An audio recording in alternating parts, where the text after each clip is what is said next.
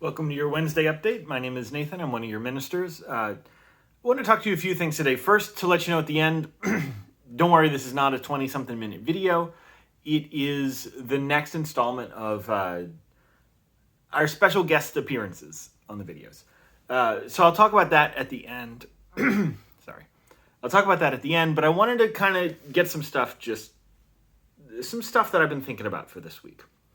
I am going to talk about football a little, but don't go.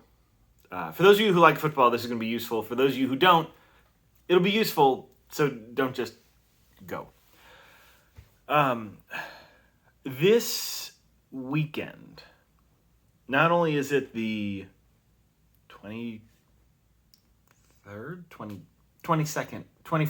anniversary of September 11th, which may get referenced in Sunday's service by Reverend Chris is putting on that service, and he may talk. I don't know what I know what he's going to preach on, but I don't know the specifics. But just pay attention to that anniversary.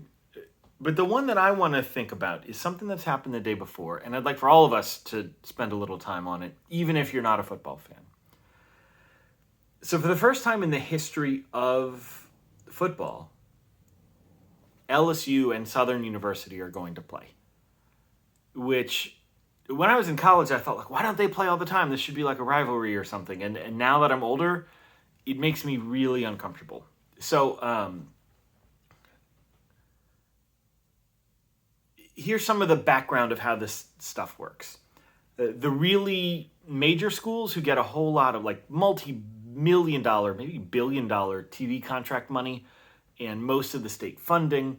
Also, bear in mind, state funding does not go to athletics. And the athletic funding, which mostly comes from ticket sales, boosters, and TV contracts, does not go into the school system. So they're kind of two separate entities. But when you have a when you have a school like LSU that just brings in millions and millions of dollars, sometimes periodically they'll bring in 2 or 3 times a year, a school that doesn't have the same resources or talent base. And part of the argument about bringing in Louisiana schools to do that is, they pay the school a certain amount of money, and so it keeps the money in state. So rather than going to Tennessee Technical Institute or something, they bring in Tulane or McNeese or something like that, and there's the however many million they would pay that school to play, it stays in state. So there's some arguments to be had, and there's some arguments to be had that LSU has sat on this ridiculous amount of money for too long, and it needs to share it. And the way that it works is the most talented players go to the schools that are going to give them the best chance both to win and to move on professionally. And then the smaller schools just don't get access to those same players. And Southern University is in a different system that just doesn't. A lot of the players just don't have the same kind of talent base that a school. I know. I promise. It's going to get a little more theological, and we're going to get to the video at the end. Just stick with me. So there's a part of me that's very uncomfortable because also some of these schools with less talent, if you don't have as strong offensive linemen, it's more likely that the players are going to get hurt. I mean, it's a dangerous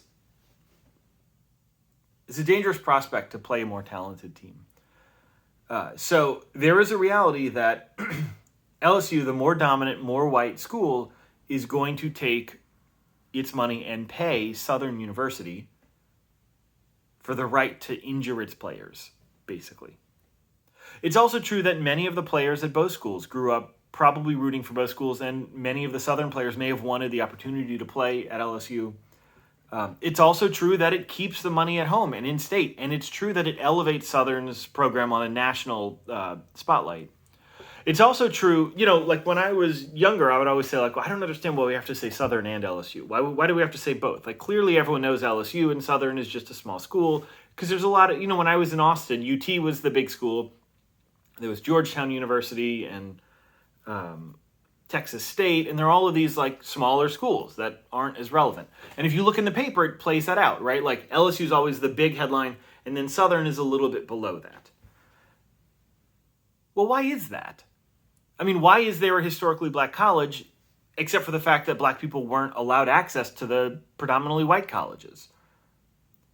Why is it that one gets funding and the other doesn't? Why is it that one has a multi-billion-dollar contract and the other doesn't? I mean, there's institutional reasons that have nothing to do with me liking or disliking a sport, why this is the case. So the reason I'm uncomfortable, and I wanted to talk to you about it today, I'm not saying you shouldn't watch it. I might even go to the game if I find a ticket. It's because I think we as a religious people need to just acknowledge what's happening going in. So, as I see it,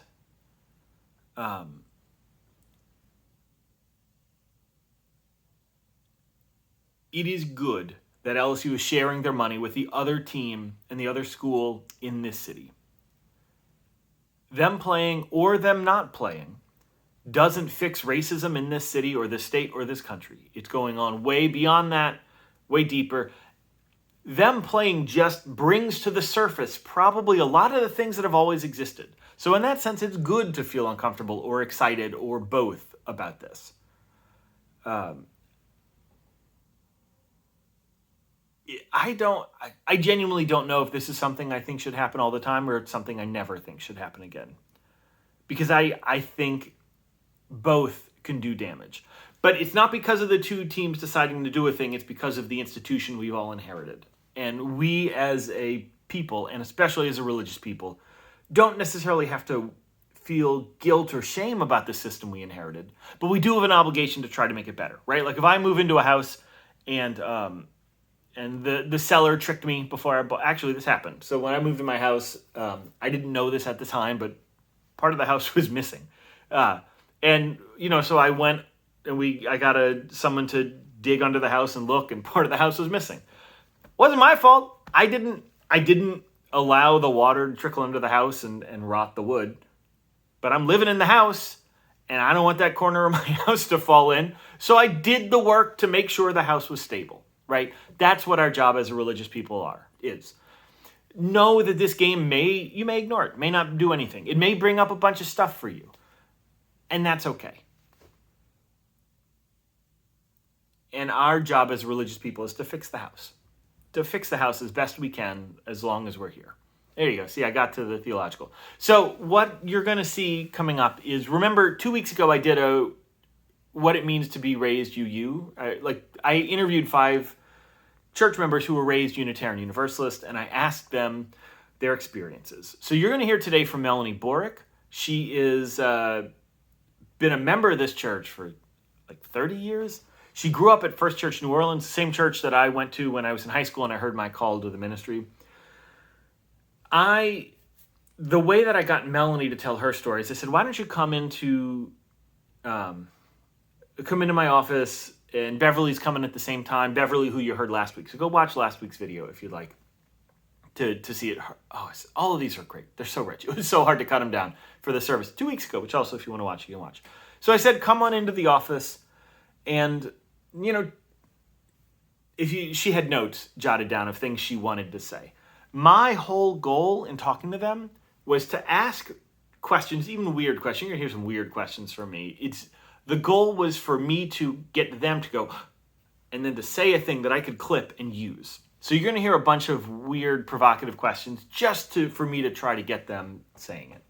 I went through all of the videos, and I've gotten permission for some. I haven't reached out to the others yet, but when all of those videos, when we have permission, we'll show you all of them. I cut out any time someone mentioned their family, because I asked them to just say stream of consciousness. What are you thinking?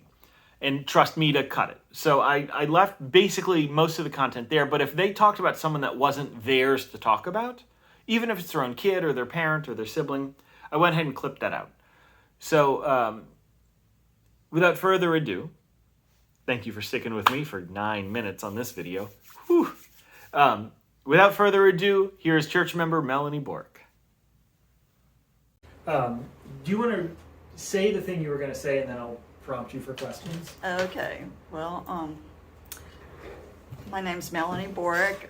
For those of you that don't know me, I grew up in New Orleans, and I attended the First Unitarian Church of New Orleans when it was on Jefferson Avenue. Can we stop a minute?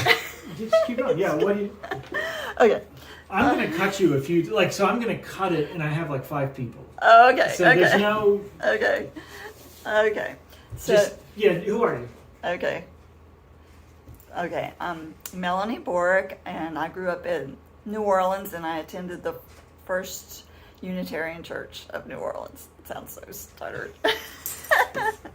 The most important thing to me about growing up in the Unitarian Church was to instill in me a sense of awe and to question. I remember my first Sunday at the church. It must have been during Easter, and in the Sunday school class, they had given us little chicks to hold, and I thought that was so cool because I probably had never held a little chick being in the inner city like that. So another class we had, they taught us astronomy. They taught us astronomy, and we looked at the stars, and we went to one of the instructors' houses and looked through a telescope. So that was another sense of awe. And another time we studied the Egyptians and studied about the pyramids, which probably led me to my career in college. My first degree in college was in anthropology. So the study of man. So, and later on I studied not ancient man, but modern man when I went into social work for a 30-year career. Then another class we took in high school was to go around to different churches in New Orleans and temples, which is just exactly the same curriculum they teach nowadays. Then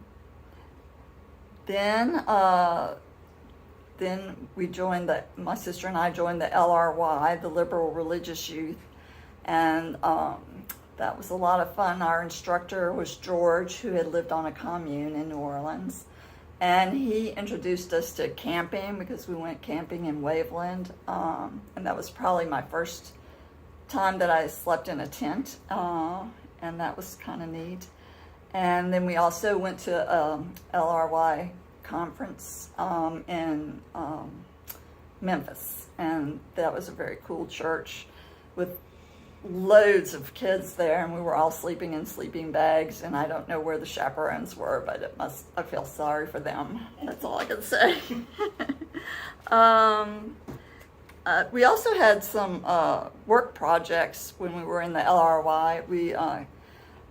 My sister and I both remember cleaning up Green Street. Somebody paid us $200, the LRY $200 to clean up Green Street for them. I think it was a rental home or something, and it was filthy and a mess.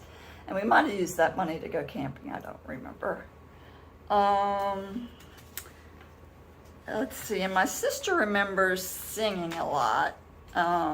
She remembers singing Kumbaya, but I don't remember singing that. I remember singing what we now sing every Sunday, the doxology. So that was sweet when we started singing that. It reminded me of my childhood. And that's about all I can say. I have some questions. Okay. Answer the camera there. Okay. Do you remember what the church smelled like? I do not remember what the church smelled like. I just remember we were downstairs and the adults were upstairs. It was 2 stories. Did you go into worship ever, or? I think we might have. That's probably where we sang the doxology. But I don't remember too many church services upstairs. Can you answer this in the form of a sentence? Because they're not going to hear me. Did y'all have a chalice? We did not have a chalice, I don't think. I don't think we did. Let's see. What questions do you have? Come over right here. Not on camera, but just... Yeah. I just want to provoke... I yes. do remember the one scary time that happened at that church. And I think most of y'all know this story about when the church window was bombed. Mm-hmm. And we lived on Danielle Street, which was walking distance to the church, actually. And my mother remembers hearing it that night when it happened. But I think I slept through it. But why was it bombed? the church was bombed because we were integrated, I was told. So, I mean, I was just a kid, so I didn't know what was going on. How did the congregation respond? Do you remember? I don't remember how the congregation responded. Did you not go for a while, or did you see the damage, or were you? I might have seen the damage, but it didn't stop me from going. These days, with the political turmoil right now, it gives me pause to think what could happen to that front circular window, but back then, it didn't scare me. Do you remember anything Orlando did after that happened? I don't remember anything. All right. What was the funniest thing that happened at church? Funny thing that happened. I just remember the good times that we had being I think the LRY was a pretty tight community of kids. And I remember their names. I don't know what happened to them. Sandy, Randy, and Graham were the three main people I associated with back then. What did y'all do? We we went on those camping trips. We cleaned up Green Street. I think we even campaigned for a political person that belonged to the church. I don't think my mother was too happy about that. I think he was a communist. So some of the things probably are not politically correct these days that we did. Did y'all get in trouble? We never got in trouble. No, I mean, Orlando never came down and fussed at us or anything. I remember once I was at a rally, and they were playing this game where they were trying to run into the wall but stop right before they got there, and one of the kids didn't stop and ran straight through the wall. So y'all didn't do any of that stuff? No. Did you dress up at church, or did you just wear regular? Oh, we wore blue jeans. That was the 60s and 70s, so it was strictly blue jeans. And was there a really mean member of the church who was always mean to you? Not really. I remember there was an RE director, and her son was Graham, so that I had mentioned before. But I think she was very nice. There was no discipline. I don't think there is today either. What made you know you were at a different kind of church when you were a kid? Like, not now looking back, but like at the time, I probably didn't know I was at a different kind of church till we moved to Georgia when I was in 9th grade in a small town, and you were either Methodist or Baptist, period, in that town. So that was a rude awakening, because up until then, when I had gone to Newman, it didn't really make a difference, but that was a rude awakening. And my mother was a substitute teacher at schools were integrated then, at the all-black school. And it was interesting, the comments I would get. Did you find a Unitarian church there? Or? No, not in that part of Georgia. We probably would have had to go to Atlanta or something. So it didn't happen. We only lived there a year, and then we moved back. So did you go back to the church when you moved back? Yes. How did that feel? I don't think I skipped a beat, so it was like going home. What questions do you have for her? I'm hearing all this and just loving the stories that fit. What I'm doing is I'm gonna be able to. I only need to pull like 2 minutes out of this because I'm gonna ask 6 people to do this. Oh, okay, good. So what I'm trying forget to do the stuttering part. No, I'm gonna cut. There's some good stuff I'm gonna lose either because I interjected too fast. Like there's some things that we're gonna miss, but like I'm more just like I'm just gonna cut. Like I want to get the feeling of what it felt like to be a Unitarian kid because I think it's different than being Catholic. Oh, absolutely. Absolutely. How is it different for you? Well, my father was Jewish and my mother was raised Methodist, so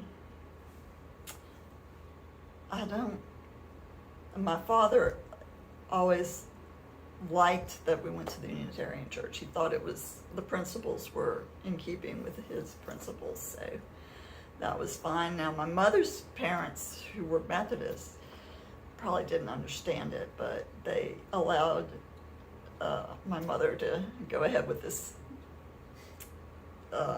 idea. So,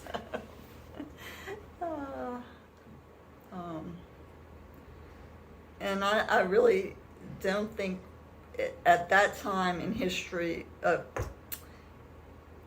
we were just concentrating on drinking Boone's Farm and other things. How did the church play into you being a kid of the 60s? I remember one time we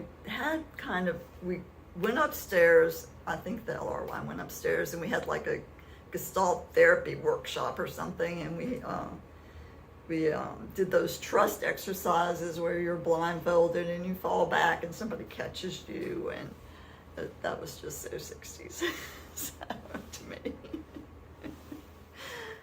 So that was pretty funny, looking back on it. I just keep thinking of how I'm going to answer these things instead of more questions for her. Yeah. Really, I'm going to... Because that's a good one I can answer.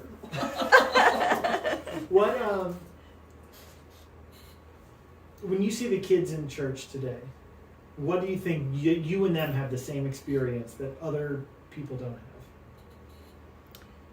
Well, I don't think I ever rebelled against my religion, so I don't think I ever rebelled against my religion.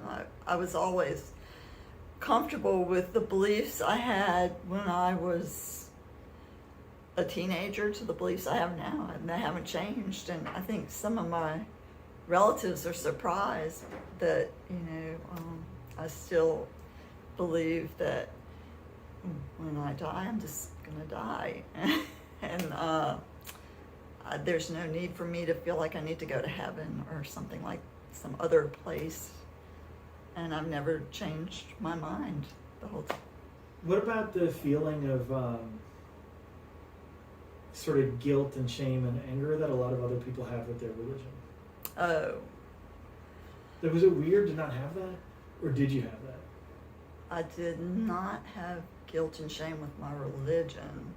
But back then, I don't think we didn't have guilt and shame about religion back then. Maybe that was the 60s and 70s. We were concentrating on other things.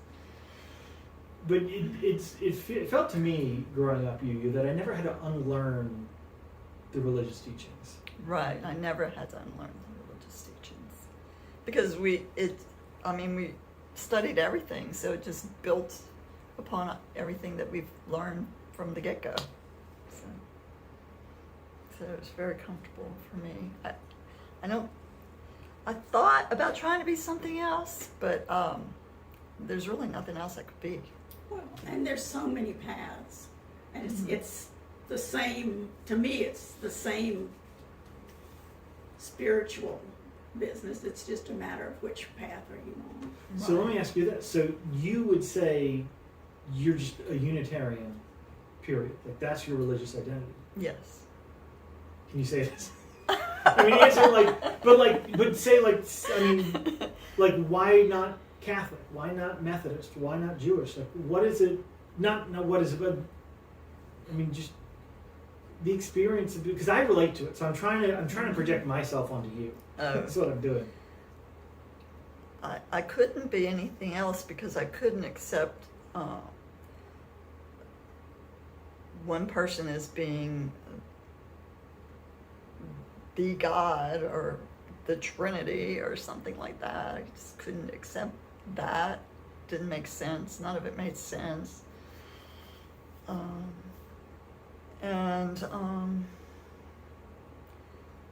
Being Jewish, well, my mother wasn't Jewish, so I couldn't be Jewish, but I could convert. But why did you stick with Unitarianism? Because it's the only thing that makes sense.